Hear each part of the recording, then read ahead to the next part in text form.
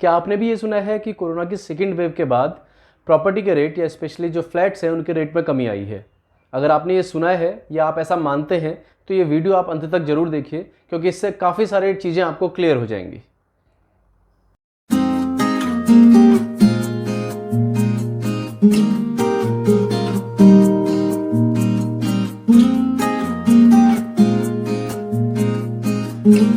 हाय, मैं जीवन पंत एक बार फिर से आप सभी का स्वागत करता हूं अपने चैनल पे। लास्ट ईयर 2020 में कोरोना की वजह से सारे इंडिया में लॉकडाउन लगा था। इसका इम्पैक्ट सारे सेक्टर्स में पड़ा और जाहिर सी बात है रियल एस्टेट सेक्टर में भी इसका नेगेटिव इम्पैक्ट पड़ा था। लॉकडाउन के बाद जब मार्केट ओपन हुई तो सेल्स में भारी गिरावट आई रियल एस्टेट सेक्टर में। तो कई डेवलपर्स ने सेल्स को अपनी बूस्ट करने के लिए कई सारे डिस्काउंट्स और कई सारी स्कीम्स होम बायर्स को ऑफर करी, जिसका असर हुआ धीरे धीरे मार्केट थोड़ा सा बेटर होने लगी और जनवरी फरवरी तक सेल्स में इसका इम्पैक्ट पड़ा और सेल्स भी बूस्ट होने लगी। लेकिन उसके बाद सेकेंड वेव जब आई और उसके बाद फिर से लॉकडाउन लगा तो लोगों को या होम बायर्स को ये उम्मीद थी कि लॉकडाउन जब खुलेगा तो रियल एस्टेट सेक्टर में गिरावट आएगी और प्राइसेस में कमी आएगी।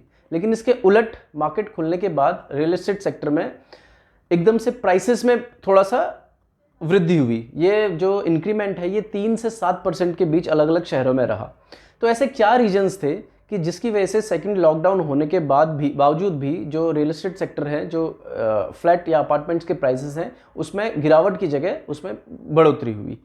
तो आज हम बात करेंगे कुछ ऐसे रीजंस के बारे में जिसकी वजह से रियल एस्टेट मार्केट में, या स्पेशली अगर मैं दिल्ली एनसीआर की बात करूं, नोएडा, गुड़गांव, इन जगहों की बात करूं, तो यहाँ पे रेट्स में इंक्रीमेंट हुआ है। क्या ऐसे रीजंस है उस पर हम आज बात करेंगे। सबसे पहले लॉकडाउन के बाद एकदम से कुछ तबके में जो रेजिडेंशियल अपार्टमेंट्स, स्पेशली जो सोसाइटी अपार्टमेंट्स होते हैं, उनकी डिमांड एकदम से बढ़ी। उसका सबसे ज़्यादा रीज़न था डिस्टेंसिंग का। कोरोना की वजह से हर किसी ने ये सोचा कि हम सबका एक खुद का अपार्टमेंट होना चाहिए, खुद का घर होना चाहिए जिसमें कि बेसिक फैसिलिटीज़ हमें मिले।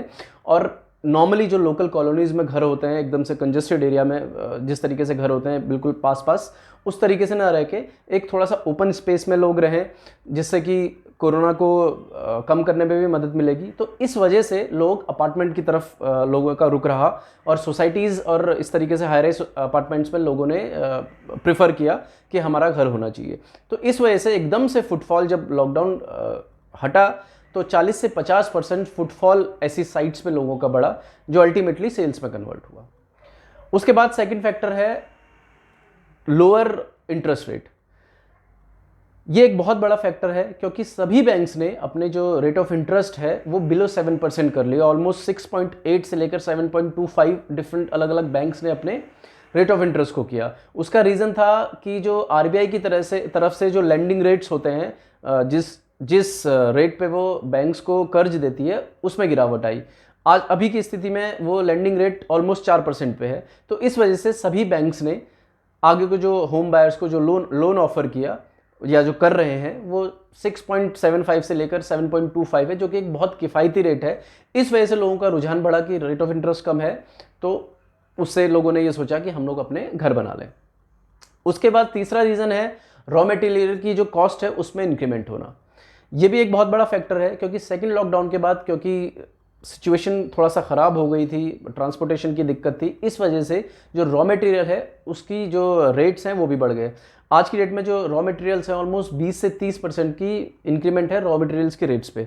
सो ऑब्वियस सी बात है, अगर रॉ मटेरियल्स महंगे मिलेंगे तो जो कंस्ट्रक्शन कॉस्ट है वो बढ़ेगी। उसके वजह से अपार्टमेंट्स के कॉस्ट में इंक्रीमेंट आया और रेट्स बढ़े। उसके बाद एक फैक्टर आता है एक सेंटिमेंट्स क्रिएट होना। जैसे कि मैंने आपको बताया वीडियो की शुरुआत में, जो फर्स्ट वेव आई थी उसके बाद लोगों को बिल्डर्स ने कई ऑफर्स दिए और कई प्राइस में वहाँ पे गिरावट आई थी। तो इस बार भी लोगों के सेंटिमेंट्स ये थे कि इस लॉकडाउन के बाद भी रेट्स में कमी आएगी, जिससे कि क्वेरीज बढ़ गई। क्योंकि जब भी हमें लगता है कि यार रेट सस्ते हो रहे हैं तो कई ऐसे इन्वेस्टर होते हैं या होम बायर्स होते हैं जो कि इस डिसीजन में नहीं पहुँच पा रहे होते कि हमें घर लेना है। उन लोगों के दिमाग में ज़रूर ख्याल आता है कि यार रेट अभी कम है तो परचेजिंग कर ली जाए। तो इस सेंटिमेंट्स के साथ लोग मार्केट में उतरे कि रेट कम है, और इसका कहीं ना कहीं सेल्स में इसका फ़र्क दिखा और इस सेंटिमेंट्स की वजह से जो मार्केट में सेल्स है वो बूस्ट हुई। तो ये तो बात हुई कुछ ऐसे उन रीजन्स की जिसकी वजह से प्रॉपर्टी के प्राइसेस बढ़ रहे हैं और एक मार्केट जो सेंटिमेंट्स है वो पॉजिटिव सेंटिमेंट्स मार्केट में आ रहे हैं। उसके अलावा एक और अच्छी खबर होम बायर्स के लिए ये है कि इस टाइम पे कई डेवलपर्स अपने नए प्रोजेक्ट्स लॉन्च कर रहे हैं और कई ऐसे प्रोजेक्ट्स हैं जो ऑलरेडी लॉन्च हैं और वो अब पोजीशन के करीब पहुंच रहे हैं। तो ऑप्शंस आपके पास बहुत हैं चूज़ करने के लिए। तो ये अच्छा टाइम है, अगर आप भी सोच रहे हैं कि आप अपनी एक प्रॉपर्टी बनाना चाह रहे हैं या रेजिडेंशियल अपार्टमेंट बनाना चाह रहे हैं, तो ये बहुत सही टाइम है, क्योंकि प्राइसेस अब नीचे नहीं जाएंगे बल्कि धीरे धीरे प्राइसेस बढ़ेंगे ही। तो आई होप ये वीडियो आपको पसंद आया होगा। ये इन्फॉर्मेशन का आप यूटिलाइज़ कर सकते हैं अपनी पर्सनल यूज़ के लिए भी। अगर ये आपको वीडियो पसंद आया है तो इस वीडियो को लाइक और शेयर जरूर करिए, और साथ ही साथ अगर आपने ये चैनल अभी तक सब्सक्राइब नहीं किया है तो इसे सब्सक्राइब भी जरूर कर लीजिए, क्योंकि हम हर हफ्ते एक नया वीडियो लेके आते हैं आपके लिए, सो दैट आपकी इन्फॉर्मेशन में थोड़ा सा बढ़ोतरी हो पाए। सो नेक्स्ट वीक हम लोग फिर मिलेंगे एक नए वीडियो के साथ। तब तक आप सभी अपना ख्याल रखिएगा। कोरोना का संकट अभी पूरी तरह से टला नहीं है, तो प्रिकॉशन जरूरी, जो प्रिकॉशन है वो जरूर आप लीजिए। नेक्स्ट वीक मिलेंगे नए वीडियो के साथ। Thank you.